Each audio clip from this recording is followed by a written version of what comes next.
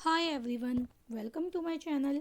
जैसा कि आप सबने थंबनेल पर देखा ही है कि हम DSSB के प्रीवियस ईयर्स के क्वेश्चन पेपर सॉल्व करने वाले हैं। तो अगर आप मेरे चैनल पर नए हैं तो चैनल को सब्सक्राइब कर लीजिए और बेल आइकन को प्रेस कर लीजिए, जिससे आपको आगे आने वाली सभी वीडियो का नोटिफिकेशन मिल सके। और आपको अगर वीडियो पसंद आती है तो उसे लाइक एंड शेयर करना ना भूलें। तो आज हम TGT सोशल साइंस का पेपर सॉल्व करने वाले हैं, जो कि 6 सितंबर 2021 को हुआ था। तो सबसे पहले हम रीजनिंग के क्वेश्चन सॉल्व करेंगे। चलिए स्टार्ट करते हैं। यहाँ पे आपको लॉन्ग टर्म बताना है, ठीक है। तो अगर आपको अल्फ़ाबेटिकल इनकी सीरीज़ के नंबरिंग याद है तो आप उसको ईजिली कर सकते हैं, अदरवाइज़ उसे याद कर लीजिए क्योंकि उससे आपका टाइम बचता है। जैसे यहाँ पे सबसे पहले ऑप्शन में L दे रखा है, तो L से O पे अगर हम जाते हैं, L की जो रैंकिंग है वो 12 है और O की जो है वो 15 है। तो इट मीन्स यहाँ पे हमारा +3 का गैप होता है। O से अगर हम R पे जाते हैं तो अगेन +3, R से U पे जाते हैं तो अगेन +3, U से W पे यहाँ पे होता है +2। यहाँ पे X होना चाहिए था। इट मीन्स हमारा ये वाला जो ऑप्शन है ये गलत है। So the answer will be third. चलिए नेक्स्ट क्वेश्चन की तरफ चलते हैं। अब यहाँ पे आप लोगों को डिक्शनरी के अकॉर्डिंग इसको रीअरेंज करना है, ठीक है। तो सबसे पहले आपको बताना है कि कौन सा डिक्शनरी के अकॉर्डिंग आएगा। देखिए यहाँ पे TANG यहाँ तक तो सब में सेम दे रखा है, ठीक है।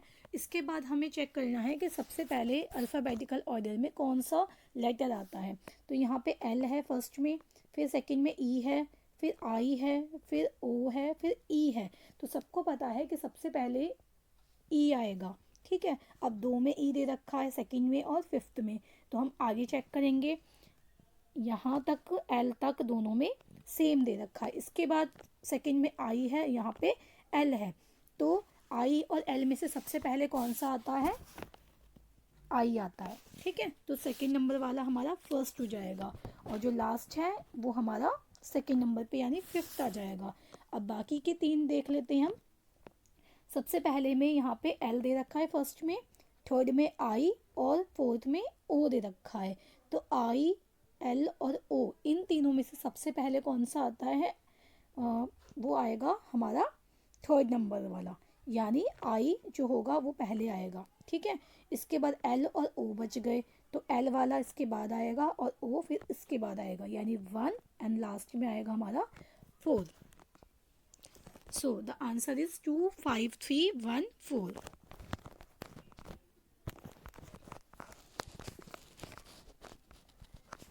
चलिए नेक्स्ट क्वेश्चन की तरफ चलते हैं। अब इसमें आप लोगों को अल्टरनेटिव बताना है कि कौन सा ऑड है, ठीक है। तो इसको आपको देख के ही पता चल रहा होगा कि बाकी जो एनिमल्स है वो शाकाहारी है और जो फॉक्स होता है वो एक मांसाहारी एनिमल होता है। तो आंसर जो होगा वो थर्ड हमारा करेक्ट हो जाएगा। Next question. अब जिस तरह से NQ जो है PS से रिलेटेड है, वैसे ही आपको बताना है कि PJ जो है वो कैसे किससे रिलेटेड होगा। तो N से लेके P तक हम देखिए अगर, तो यहाँ पे +2 का डिफरेंस है। इसी तरह से Q से लेके S तक यहाँ पे भी +2 का डिफरेंस है। तो P से +2 अगर हम करेंगे तो हमारा क्या आएगा? हमारा आ जाएगा R, ठीक है। और अगर J से +2 करेंगे तो हमारा L आ जाएगा। इसका मतलब है R और L हमारा करेक्ट आंसर हो जाएगा, ऑप्शन नंबर 4। चलिए नेक्स्ट क्वेश्चन देखते हैं। इसमें आप लोगों को बताना है वर्ड पेयर कौन सा करेक्ट होगा। अब जिस तरह से सबसे पहले हमें दे रखा है लिजर्ड जो है वो एक रेप्टाइल है, तो आपको बताना है इस तरह से और कौन सा रिलेटेड होगा। तो रेप्टाइल जो होते हैं वो रेंगने वाले एनिमल्स होते हैं, ठीक है। तो लिजर्ड जो है वो एक रेंगने वाला एनिमल है। इसी तरह से फ्रॉग कैसा होगा? फ्रॉग जो होगा वो एम्फीबियन होगा। एम्फीबियंस होते हैं बेटा जो उभयचर होते हैं, यानी जो ज़मीन और पानी दोनों जगह रह सकते हैं। Next question. अब ये कोडिंग का क्वेश्चन आ गया आपका।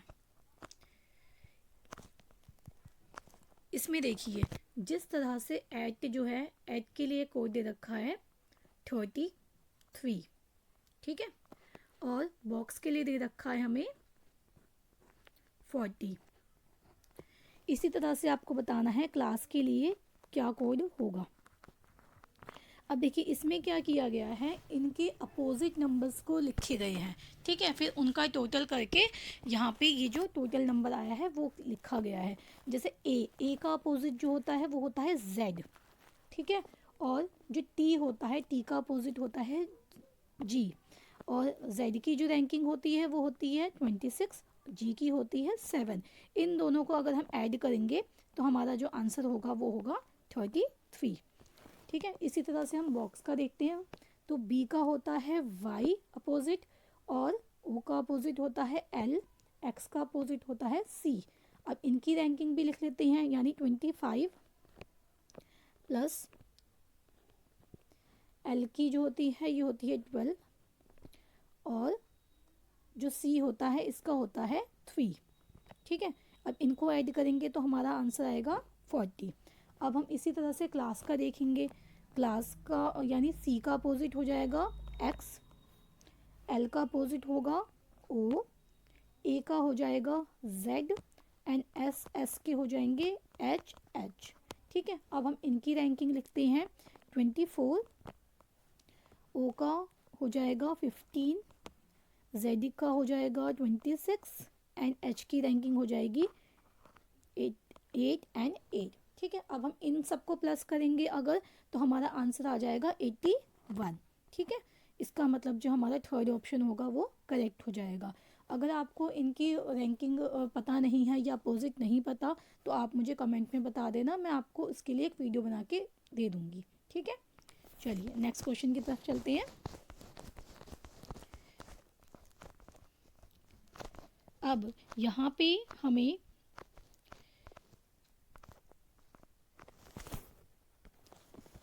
एक मेज दे रखी है जो कि वृत्ताकार है, इट मीन सर्कल है, ठीक है, और जो 5 लोग दे रखे हैं, ठीक है, जो कि मेज की तरफ फेस करके बैठे हुए हैं। आपको बताना है कि कौन किसके साइड में बैठा हुआ है। जैसे फर्स्ट में दे रखा है हमें आर जो है वो टी के बाईं ओर से दूसरी ओर है, ठीक है, तो जो पी होगा, आर जो होगा वो टी के बाईं ओर होगा सेकेंड प्लेस पे, ठीक है। इसके बाद क्यू जो होगा वो पी के दाईं ओर बैठा है, तो यानी पी यहाँ हो जाएगा और क्यू इधर आ जाएगा दाईं ओर में। अब हम इसको सॉल्व करते हैं। आप इसे कहीं से भी करना स्टार्ट कर सकते हैं। सबसे पहले अगर मैंने आर और टी लिखा, यानी आर मैं यहाँ लिखती हूँ, इसके लेफ़्ट साइड में, ये लेफ़्ट इधर जा रहा है, यहाँ मैंने लिख दिया टी, ठीक है। इसके बाद है पी जो है वो क्यू के, पी यहाँ पे आ जाएगा और क्यू हो जाएगा यहाँ पे, ठीक है। अब क्या बच गया हमारा एस, क्योंकि हमें दे रखा है नीचे कि क्यू जो है वो टी का पड़ोसी है, यानी ये दोनों साथ में होगा, ठीक है। अब यहाँ पे बच गया एस, तो एस की प्लेस यहाँ आ जाएगी। अब हमसे पूछा गया है कि एस के तुरंत बाद बाईं ओर कौन सा है, तो देखिए ये राइट हो जाएगा, ये लेफ्ट हो जाएगा, तो बाईं ओर हमारा क्या आ रखा है, क्यू आ रखा है। So the answer is Q, second वाला करेक्ट हो जाएगा, ठीक है। चलिए नेक्स्ट क्वेश्चन देखते हैं। अब यहाँ पे हमें दे रखा है कि यहाँ पे 6 बॉक्सेस दे दिए हुए हैं, ठीक है, और ये एक के ऊपर एक रखे हुए हैं। ज़रूरी नहीं कि इसके सीक्वेंस में रखे हुए हैं, आपको बताना है कि कौन से नंबर पे कौन सा बॉक्स होगा। जैसे फर्स्ट दे रखा है यहाँ पे B2 जो है वो B2 तथा B6 के बीच में 3 बॉक्सेस रखे गए हैं, ठीक है। तो हम एक बार लिखना स्टार्ट करते हैं। मान लीजिए यहाँ पे मैंने लिखा B2, ठीक है, इसके बीच में 3 बॉक्सेस है, यहाँ पे मैंने लिख दिया B6, ओके। इसके बाद क्या कह रहे हैं कि B2 को B6 के ऊपर रखा जाता है, ठीक है, मैंने ऊपर ही लिखा है। इसके बाद है B4 और B5 के बीच में एक बॉक्स है। अगर मैं B4 को यहाँ लिखती हूँ और B5 को यहाँ लिखती हूँ तभी इसके बीच में एक बॉक्स आ जाएगा, ठीक है। इसके बाद दे रखा है B4 को B1 के ठीक ऊपर रखा गया है, यानी B4 यहाँ है तो ये किसके ऊपर है, B1 के ठीक ऊपर है। B5 तथा B3 के बीच में एक बक्से को रखा गया है, ठीक है, यानी B5 ये रहा और B3 हम यहाँ लिख लेते हैं क्योंकि इन दोनों के बीच में यहाँ पे एक बॉक्स को रखा गया है, ठीक है। चलिए अब हम देखते हैं, इसे सॉल्व करते हैं। सबसे पहले ऑप्शन में दे रखा है कि B4 तथा B6 के बीच में दो बॉक्सेस हैं, तो B4 और B6 इन दोनों के बीच में दो बॉक्सेस है, ठीक है, करेक्ट है फर्स्ट वाला। तो सेकंड दे रखा है B1 को B3 के ठीक ऊपर रखा गया है, तो B1 को B5 के ठीक ऊपर रखा गया है, तो सेकंड वाला हमारा इनकरेक्ट हो जाएगा। So the answer will be first, ठीक है, सिर्फ क्योंकि पहला ऑप्शन ही करेक्ट है। चलिए नेक्स्ट देखते हैं। अब यहाँ पे ये रिलेशन बताया गया है, ठीक है बेटा। इसको करने का ना सबसे इजी तरीका होता है कि आप ऑप्शन से कीजिए, क्योंकि अगर आप क्वेश्चन से करोगे ना तो आप मतलब नहीं हो पाता सॉल्व ये क्वेश्चन, तो ये आप ऑप्शन से करोगे तो इजीली सॉल्व हो जाएगा। आप बस लिखते जाइए कि कौन किससे क्या रिलेशन में बन रहा है, ठीक है। जैसे यहाँ पे @ दे रखा है, मैं आपको डायरेक्ट आंसर ही करके बताती हूँ, ठीक है। यहाँ पे @ का मतलब है कि P जो है वो Q का सन है, ठीक है, यानी जो E होगा वो क्या हो जाएगा, बेटा हो जाएगा किसका, F का, ठीक है, यानी F जो हो जाएगा वो क्या होगा, पिता हो जाएगा, ठीक है, और E जो हो जाएगा वो इसका बेटा हो गया, ये जो होगा ये इसका बेटा हो गया, ठीक है। इसके बाद जो है डॉलर का सिंबल दे रखा है, डॉलर के सिंबल की जगह पे हमें क्या बताया गया है कि P जो है वो ब्रदर है, इसका मतलब ये D जो हो जाएगा ये क्या हो जाएगा, भाई हो जाएगा, ठीक है, ये इसका बेटा है और ये इसका भाई है, ठीक है, ऐसे करेंगे। इसके बाद है हमें स्टार, स्टार का दे रखा है हमें कि ये क्या है, मदर है, ठीक है, यानी C जो हो जाएगी वो क्या हो जाएगी, मदर हो जाएगी, माँ हो जाएगी। अच्छा अगर ये इसकी माँ है तो ये इसकी भी माँ हो जाएगी, और इसका पिता है तो इसका भी पिता हो जाएगा, ठीक है। हमें पूरा इसे सॉल्व करने की ज़रूरत ही नहीं है, क्योंकि इसमें डायरेक्ट जो हमसे पूछा गया है वो हम आंसर हमारा आ चुका है। यहाँ पे पूछा गया है कि कौन ये रिप्रेजेंट करता है कि F जो है वो D का फादर है, तो देखो ये सेकेंड ऑप्शन ही ये करता है, क्योंकि अगर ये इसका बेटा है, इसका भाई है, तो अगर ये इसका पिता है तो इसका भी पिता होगा, तो यानी F जो होगा वो क्या होगा, D से रिलेट हो गया यहाँ पे, ठीक है, तो ये आंसर हमारा यहीं पे निकल आया। चलिए नेक्स्ट देखते हैं। अब ये स्टेटमेंट वाले क्वेश्चंस हैं। यहाँ पे बोला गया है कि सम P जो है वो क्या है, Q है, Q हो गया, ठीक है, चलो। इसके बाद है ऑल Q जो है वो T हो गया, ये T हो गया। अब आपको कंक्लूज़न बताना है कि क्या सारे P जो है वो T है, तो देखो सारे P तो T नहीं हो रहे हैं, ठीक है, क्योंकि यहाँ पे सिर्फ ये वाला जो हिस्सा है ये बाहर जा रहा है, यहाँ पे कुछ है, ठीक है। अगर सम होता तो हम बोलते, लेकिन यहाँ पे क्या पूछा गया, ऑल, ऑल का यहाँ पे कोई रिलेशन है ही नहीं। इसके बाद है सम P आर नॉट Q, तो सम P आर नॉट Q ये भी हमारा कुछ क्लियर नहीं है, तो इसका मतलब ऑप्शन नंबर 4 ना ही फर्स्ट ना ही सेकंड हमारा फॉलो कर रहा है, ठीक है। सेकंड देखते हैं। यहाँ पे बोला गया है कि P जो है यानी ऑल P जो है वो क्या है, Q है, ठीक है, Q है ये। इसके बाद सम Q जो है वो T है, सम Q को T बना दिया, चलो। इसके बाद ऑल T जो है वो क्या है, D है, ये D बन गया, ओके। अब देखते हैं क्या पूछा गया है कि सम Q जो है वो D है, ठीक है, सम Q जो है वो D है, यहाँ पे हमें मिल रहा है, ठीक है। इसके बाद पूछा गया है D जो है सम D P है, तो देखो D ये रहा, P ये रहा, इनका कोई रिलेशन हमें नहीं पता चल रहा, क्लियर नहीं है, ठीक है। इसके बाद सम P जो है वो T है, तो P ये रहा, T ये रहा, ये भी दोनों में टच नहीं कर रहे हैं, इट मीन्स कि हमारा सिर्फ फर्स्ट वाला जो कंक्लूज़न है वो फॉलो कर रहा है, ठीक है। चलिए नेक्स्ट क्वेश्चन देखते हैं। अब ये सीरीज़ का क्वेश्चन आ गया। इसमें देखिए आपको बताना है कि 1 से 2, फिर 6, 21, 88 जिस तरह से रिलेट कर रहे हैं उसी तरह से नेक्स्ट नंबर बताना है कि क्या होगा। ठीक है, अब देखो इसको कैसे किया गया है, 1 इंटू 1 प्लस 1। ठीक है, तो यहाँ पे आंसर आया हमारा 2। इसके बाद नेक्स्ट नंबर है 2, तो 2 इंटू 2 प्लस 2, तो हमारा आंसर आ गया 6। नेक्स्ट 6 है, तो 6 इंटू 3 प्लस 3, तो हमारा आंसर आ गया यहाँ पे 21। इसके बाद 21 इंटू 4 प्लस 4, तो हमारा आंसर आ गया 88। ठीक है, इसी तरह से अगर हम 88 को करेंगे 88 इंटू 5 प्लस 5, तो हमारा जो आंसर आएगा वो हो जाएगा हमारा 445। ठीक है, so the answer will be second correct. ठीक है, नेक्स्ट देखते हैं। अब आपको ये बताना है कि इसमें से ऑड वाला बताना है, ऑड कौन सा है। देखिए इसको क्या किया गया है कि फर्स्ट वाला जो नंबर है इसको सेकंड नंबर से इनटू किया गया है। ठीक है, यानी मल्टीप्लाई किया गया है 3 टाइम्स, और सेकंड वाले को डिवाइड किया, मतलब थर्ड वाले को डिवाइड किया गया है सेकंड से। ठीक है, 2 टाइम्स। अब देखो यहाँ पे अगर हम 88 को 3 से करते हैं तो हमारा 264 आता है, और अगर हम 528 को डिवाइड करते हैं तो हमारा 264 आ जाता है। ठीक है, इसी तरह से आगे भी ये करेक्ट है, लेकिन यहाँ पे ये नहीं है, क्योंकि यहाँ पे अगर हम 66 को मल्टीप्लाई करेंगे 3 से तो 198 आएगा, ना कि 196।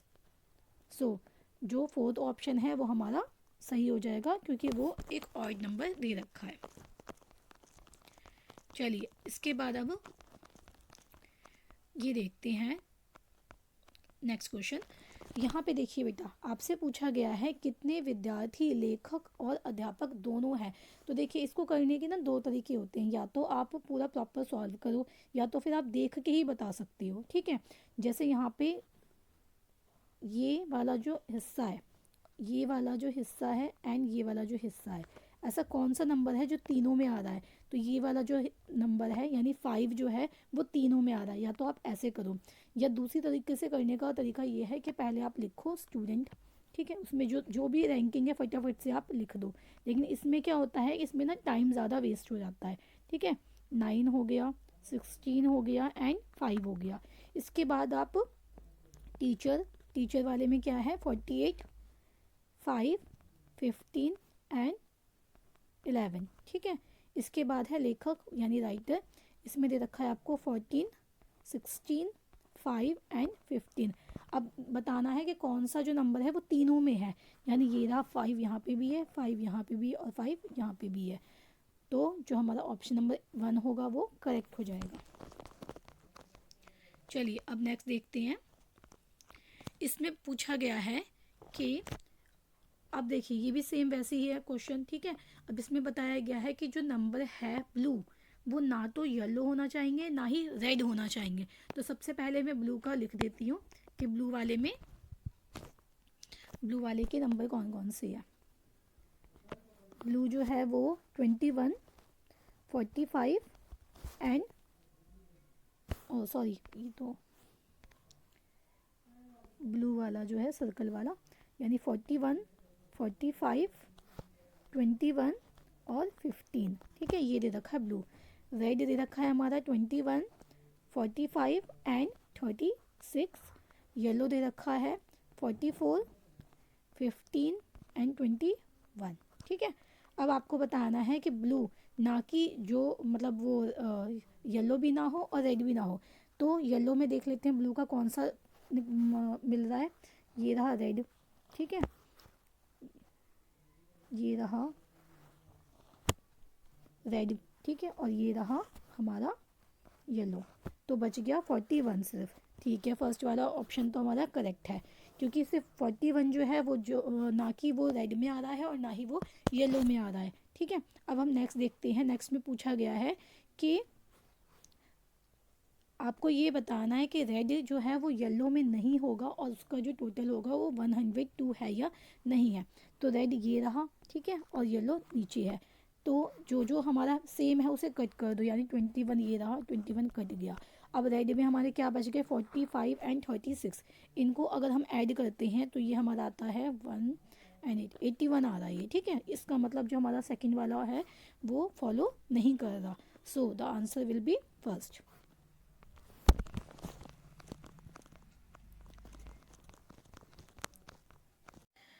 चलिए नेक्स्ट क्वेश्चन देखिए। यहाँ पे एक लड़का है अमन, जो कि आरंभिक बिंदु से 5 किलोमीटर नॉर्थ की साइड चलता है, यानी ऊपर की साइड ये 5 किलोमीटर चलता है। इसके बाद ये बाएं मुड़ता है और 10 किलोमीटर चलता है, बाएं मुड़ा और ये 10 किलोमीटर चलता है। इसके बाद अगेन ये बाएं मुड़ता है और 15 किलोमीटर चलता है। तो देखिए यहाँ तक 5 हो गया, नीचे और 10 हो गई, ठीक है। यहाँ पे 15 किलोमीटर ये चलता है। इसके बाद ये फिर दाएं मुड़ता है और 5 किलोमीटर चलता है, दाएं मुड़ा और 5 किलोमीटर, यानी इसके हाफ तक, ठीक है। यहाँ पे ये 5 किलोमीटर चलता है। इसके बाद अगेन ये दाएं मुड़ता है और 10 किलोमीटर चलता है। तो ये अगेन यहाँ से यहाँ पे 10 किलोमीटर, यानी इसको ये कवर कर लेता है, 10 किलोमीटर चलता है। तो अब इससे पूछा गया है कि ये आरंभिक बिंदु से कौन सी दिशा में है, यानी ये इसका स्टार्टिंग पॉइंट था, स्टार्टिंग पॉइंट से ये कौन सी डायरेक्शन में है। तो देखिए अगर हम इसको ऐसे बनाते हैं तो ये ईस्ट होगा और ये हमारा क्या हो जाएगा, वेस्ट हो जाएगा, यानी वो वेस्ट डायरेक्शन में है, पश्चिम में। चलिए नेक्स्ट क्वेश्चन देखते हैं। अच्छा, अब ये जो है ये क्लॉकवाइज और एंटी क्लॉकवाइज जो क्वेश्चन आता है डिडक्शन का, इसको मैं बताती हूँ कि इसको कैसे करना है आपको, ठीक है। जैसे आप बस ये देखते जाइए वो कितनी बार कैसे कैसे घूम रहा है। जैसे फर्स्ट यहाँ पे क्लॉकवाइज है, ठीक है, क्लॉकवाइज। आप ये मत लिखिए कि कितनी डिग्री वो चला है, ठीक है। इसके बाद फिर क्या है, एंटी क्लॉकवाइज, फिर अगेन दोबारा क्लॉकवाइज, ठीक है, क्लॉकवाइज, फिर अगेन क्लॉकवाइज है, इसके बाद अगेन क्लॉकवाइज है, एंड फाइनली एंटी क्लॉकवाइज है, ठीक है। तो आप एक क्लॉकवाइज और एक एंटी क्लॉकवाइज को कट कर दीजिए। यहाँ से ये कट गया, यहाँ से ये कट गया, यानी दो हमारे क्लॉकवाइज बच गए। अब आप डायरेक्शन बना दीजिए। सबसे पहले इसका देखिए कहाँ था, ईस्ट में था, ईस्ट में था तो हम क्या करेंगे, वेस्ट से स्टार्ट कर देंगे, ठीक है। वेस्ट से यहाँ से स्टार्ट कर देंगे और इसको हम क्या करेंगे 135 डिग्री जब लेके जाएंगे तो ये हमारा यहाँ पे इस साइड को आ जाएगा, यानी ये हमारा क्या बन जाएगा, नॉर्थ ईस्ट आ जाएगा, आंसर नंबर 4, ठीक है। चलिए नेक्स्ट क्वेश्चन देखिए। अब यहाँ पे आपको बताना है, ऑड वन बताना है कि इसमें से ऑड फिगर कौन सी है। तो ऑड फिगर में आप ये वैसे आप सिंपल देख सकते हैं कि इन सब में 9 यहाँ पे ट्रायंगल्स दे रखे हैं, बट जो ये वाला ऑप्शन है थर्ड वाला, इसके अंदर सिर्फ 8 ही ट्रायंगल दे रखा है। इसका मतलब जो हमारा थर्ड ऑप्शन हो जाएगा वही हमारा ऑड हो जाएगा, ठीक है। चलिए नेक्स्ट क्वेश्चन देखते हैं। यहाँ पे ये मिरर इमेज दे रखी है, तो आपको मिरर इमेज बतानी है कि कौन सी करेक्ट होगी, ठीक है। तो इसको आपको देख के पता चल रहा होगा कि ये जो नीचे वाला है ये हमारा ऐसे हो जाएगा, ठीक है। इसके बाद जो सर्कल है ये यहाँ पे ब्लैक वाला है तो ये इस साइड हो जाएगा फेस इसका, और फिर इसके बाद जो ये बीच में ऐसे कट दे रखा है वो हमारा ऐसे हो जाएगा, ठीक है। इसके बाद जो एरो दे रखा है वो हमारा इस साइड फेस है इसका, तो ये इधर की साइड फेस हो जाएगा। So the answer will be 4, ठीक है। नेक्स्ट क्वेश्चन यहाँ पे बताना है आपको, ये फिगर बताना है कि कौन से किसमें छुपा हुआ है, ठीक है। तो देखिए इसको हम बता सकते हैं, वैसे तो देख के बता सकते हो, लेकिन अगर ना हो तो आप इसको एक बार पेज पे बना के फिर वो उस फिगर को फाइंड आउट कर सकती हो। जैसे ये वाली जो शेप है वो हमें यहाँ पे इसको मैं जूम करूँ अगर, तो यहाँ पे दे रखी है, ठीक है। यहाँ पे ये जो फिगर है ऐसे करके, ऐसे, ठीक है, ऐसे करके और यहाँ से ऐसे करके ये यहाँ पे शेप बन रही है, यानी ये यहाँ पे हिडन है, ठीक है। तो जो हमारा आंसर हो जाएगा वो 4 करेक्ट हो जाएगा। ओके, तो आज हम रीजनिंग के ही क्वेश्चन करते हैं। अगर आपको मेरी वीडियो पसंद आई है तो इसे लाइक ज़रूर कीजिए एंड कमेंट में अपने जो व्यूज़ हैं वो ज़रूर मेरे साथ शेयर कीजिए।